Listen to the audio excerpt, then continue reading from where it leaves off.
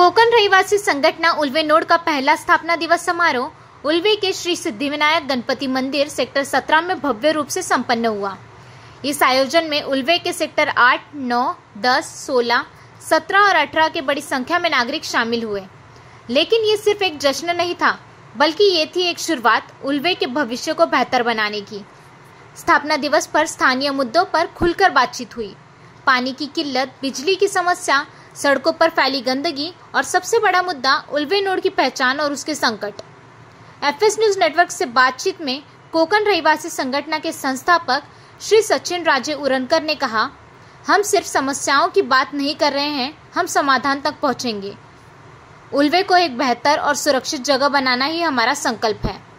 इसी मौके पर संगठन के अन्य सदस्यों और पदाधिकारियों ने भी एफएस न्यूज से बात करते हुए उल्वे की समस्याओं और समाधान को लेकर अपनी राय रखी। इससे पहिल्यांदा तुमचं एकदम मनापासून धन्यवाद की एफएस न्यूज ही आज 7 वर्ष सर्व संघटना आणि खास करून तुमचा आणि माझा एक जे संबंध आहे त्या संबंधामध्ये आज आपण पुन्हा एकदा एकत्र आलेलो आहोत आणि कोकण रहिवासी संघटना ही आज आमचे मार्गदर्शक बाकलकर काका, मिलिंद टोके, जितू राणे साहेब आणि सुभाष देशमुख यांच्या प्रयत्नाने आज आम्ही उभी केलेली आहे। कारण की आम्ही आज जर विचार केला की उल्व्यामध्ये जी लोकसंख्या जी वाढते आणि त्या लोकसंख्येमध्ये प्रत्येक समाजाचे, प्रत्येक गावची ही लोक आज एकत्र आहेत आणि त्या एकत्रपणामध्ये कोकणची संघटना ही अख्ख्या उल्व्यात नाही आहे आणि त्या अनुषंगाने आम्ही आज एक प्रयत्न केला आणि गेल्या 25 मे रोजी आम्ही ही संघटना स्थापन केली आणि आज त्या संघटनेला आदरणीय वर्धापन दिन हा पहिल्यांदा त्याचा पूर्ण केला आणि याच्यामध्ये उद्दिष्ट आमची अशी आहेत की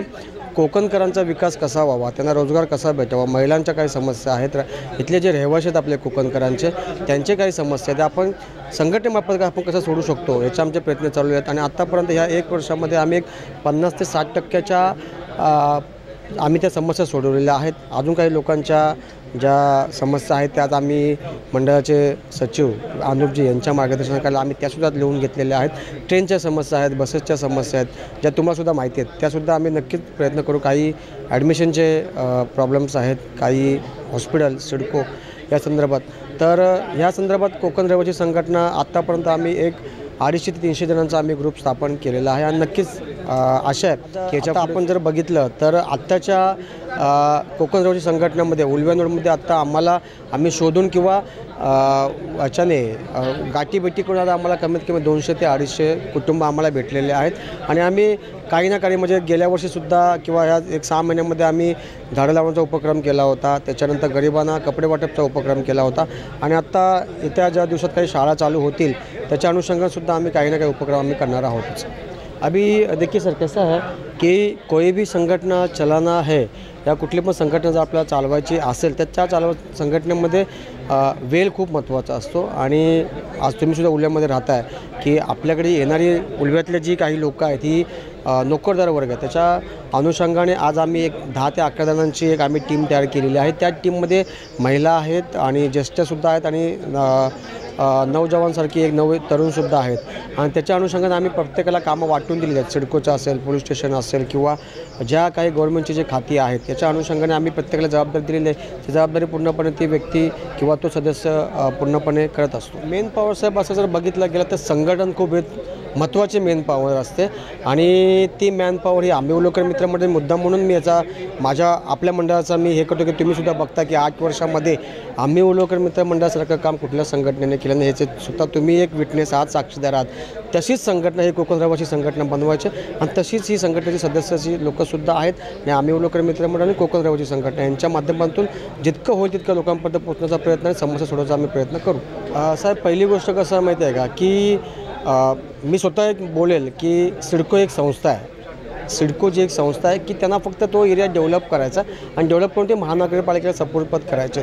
तर सिडकोन जर एक असा जर विचार केला की बाबा अमुक सेक्टरमध्ये फक्त 17 सेक्टरमध्ये 50 बिल्डिंग तर 50 बिल्डिंगच बांधू द्या आणि याच्यामध्ये एक मी तुमच्यामार्फत किंवा कोकण रहिवासी संघटनामार्फत मी एक संदेश दिले इथल्या स्थानिक नेत्यांना, म्हणजे आमदार असतील महेश बालदे साहेब, विरोधी पक्षनेते प्रीतम म्हात्रे साहेब, ज्येष्ठ नेते खासदार लोकनेते रामशेठ ठाकूर साहेब आणि आमचे मार्गदर्शक प्रीतम साहेब, जनार्दन जयम म्हात्रे साहेब आणि आमचे जे मेन नेते आहेत सचिनजी घरत साहेब यांना मी एक विनंती करेन की आम्ही तुम्ही मी काही असले तरी आपण एक सामाजिक एक कार्यकर्ते आहोत किंवा तुम्ही एक माध्यमात एक मी सामाजिक कार्यकर्ता आहे आणि त्या माध्यमातून जेवढं होईल तेवढं आपण करतो. पण स्थानिक नेत्यांनी जर आपलं सहकार्य केलं आणि जास्तीत जास्त प्रमाणात त्यांनी ह्या गोष्टी महाराष्ट्र शासन असेल, प्रशासन असेल किंवा सिडको यांच्यावरती जर प्रेशर टाकला तर ही जी आज जो कचरा दिसतो आहे किंवा काही ज्या सुविधा दिसत नाही आहेत, खड्डे पडले, ड्रेनेज वाहत आहे, पाण्याची समस्या किंवा गार्डन्स आहेत. मगाशीच आमचे सहकारी एक बोलले की सेक्टर 23मध्ये सिडकोने 2 वर्षापूर्वी गार्डन बनवून ठेवले, पण तो गार्डन बनवला आणि त्यामध्ये परत गवत साचलं आहे. म्हणजे याच्याचा पूर्ण जबाबदार ही सिडको आहे. म्हणजे कॉन्ट्रॅक्ट घेतो आहे, तुझं काम पूर्ण करून मोकळं जातो, पण त्याच्यावरती देखरेख ठेवणं हे सिडकोचं काम आहे. साहेब कसं माहीत आहे का, पाण्याचा विषय जसं मी मगाशी बोललो की सिडको एक संस्था आहे, सिडकोला काही फरक पडत नाही की त्यांचे अधिकारी मी इथे राहत नाहीत की त्यांना तो पाण्याचा प्रॉब्लेमच समजत नाही आहे. आणि सिडकोला जर माहिती आहे की उल्व्यामध्ये आपण जर पाणी पूर्ण देऊ शकत नाही तर सिडकोने ते पार्ट डिवाइड करायलाच नाही पाहिजे होते.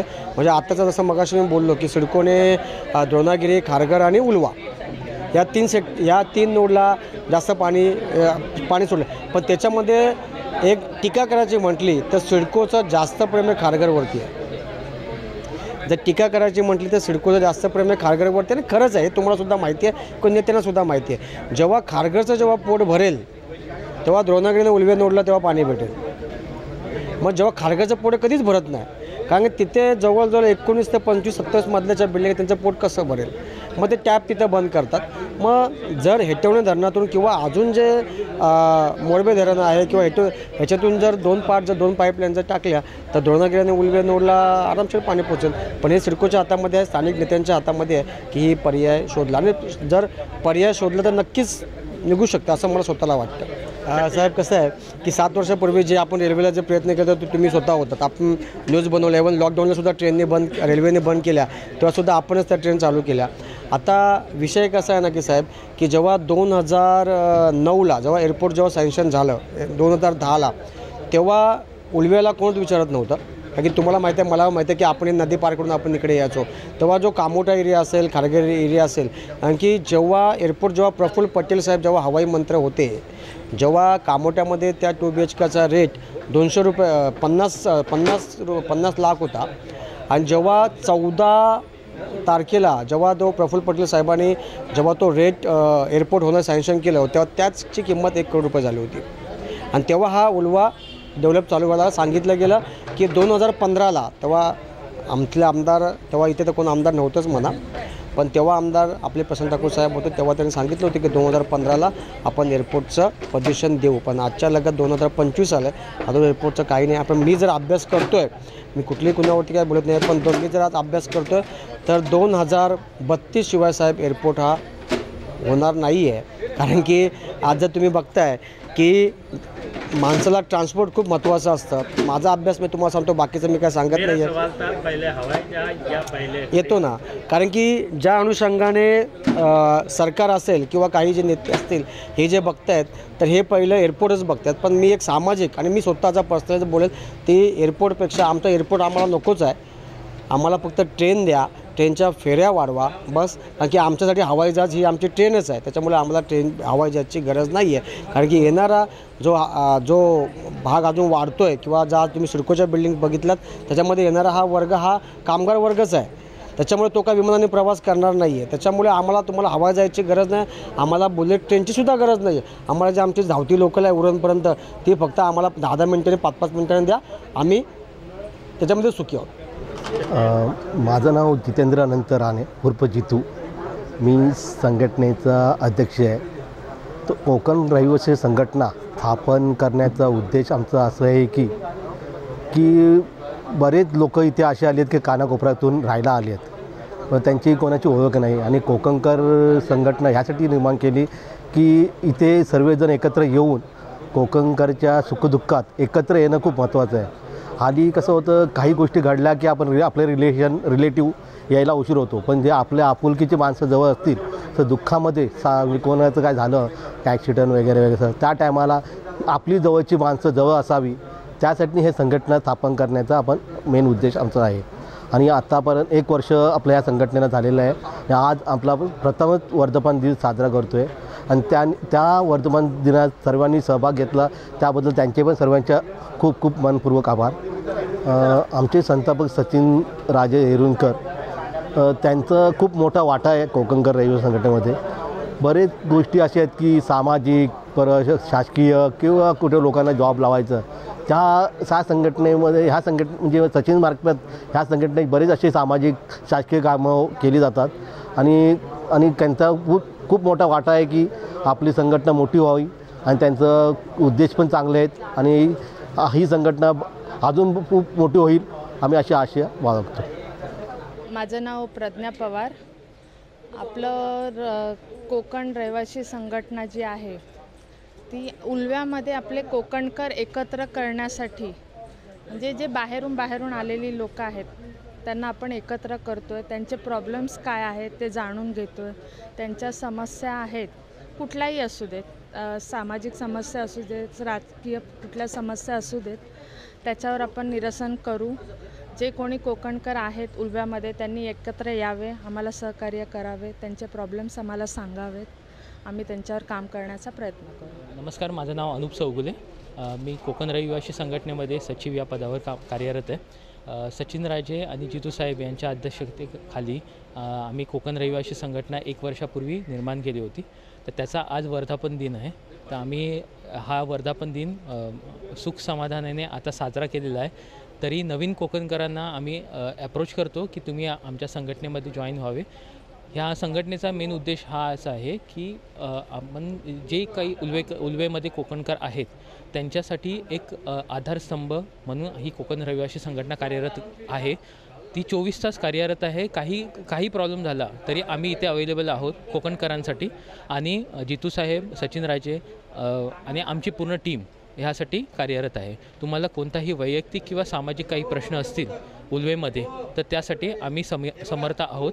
आणि त्याचे जे काही कामाची जो फीडबॅक आहे किंवा कामाचा जो स्टेटस आहे तो आम्ही तुम्हाला त्याप्रमाणे देऊ. कार्यक्रम में प्रमुख पदाधिकारी उपस्थित रहे. कार्याध्यक्ष श्री सुभाष देशमुख, अध्यक्ष श्री जिते राणे, सचिव श्री अमोल चौगुले, वरिष्ठ सलाहकार श्री चंद्रकांत बाकलकर, श्री स्वप्निल म्हात्रे, श्री प्रशांत परब, श्री राकेश बतावटे, श्री नारायण मुरकर, श्री रमेश खंडू, श्री संजीव सुरवे और प्रज्ञा पवार सहित बड़ी संख्या में कोकणवासी इस अवसर पर उपस्थित रहे. कोकण रहिवासी संगठन उल्वे नोड सिर्फ एक संगठन नहीं बल्कि एक आंदोलन बन रहा है. एक आंदोलन अपने हक के लिए, अपने उल्वे नोड के लिए. Bureau report, FS news network, Ulwe, Navi Mumbai.